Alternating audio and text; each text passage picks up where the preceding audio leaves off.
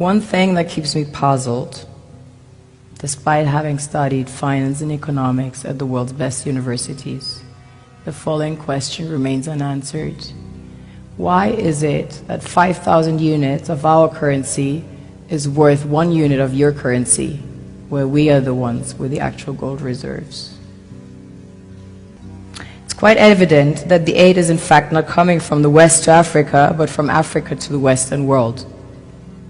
The Western world depends on Africa in every possible way, since alternative resources are scarce out here. So how does the West ensure that the free aid keeps coming?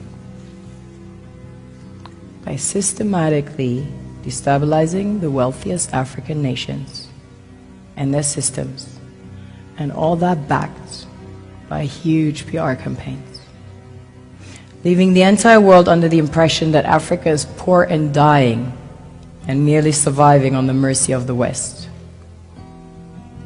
Well done, Oxfam, UNICEF, Red Cross, Life Aid, and all the other organizations that continuously run multi-million-dollar advertisement campaigns depicting charity porn to sustain that image of Africa globally.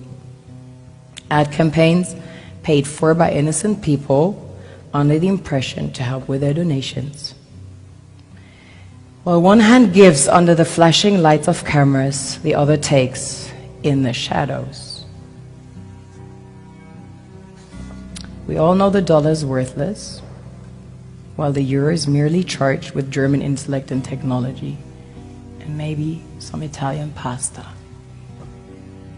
How can one expect donations from nations that have so little? It's super sweet of you to come with your colored paper in exchange for our gold and diamonds. But instead, you should come empty-handed, filled with integrity and honor. We want to share with you our wealth and invite you to share with us. The perception is that a healthy and striving Africa would not disperse its resources as freely and cheaply, which is logical. Of course, it would instead sell its resources at world market prices, which in turn would destabilize and weaken Western economies, established on the post-colonial free meal system. Last year, the IMF reports that 6 out of 10 of the world's fastest growing economies are in Africa, measured by their GDP growth. The French Treasury, for example, is receiving about $500 billion year in, year out, foreign exchange reserves from African countries based on colonial debt they forced them to pay. Former French President Jacques Chirac stated in an interview recently that we have to be honest and acknowledge that a big part of the money in our banks comes precisely from the exploitation of the African continent. In 2008, he stated that without Africa, France will slide down in the rank of a third world power. This is what happens in the human world, the world we have created.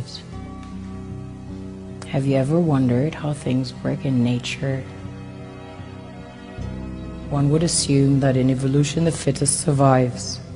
However, in nature, any species that is overhunting, overexploiting the resources they depend on as nourishment, natural selection would sooner or later take the predator out, because it offsets the balance.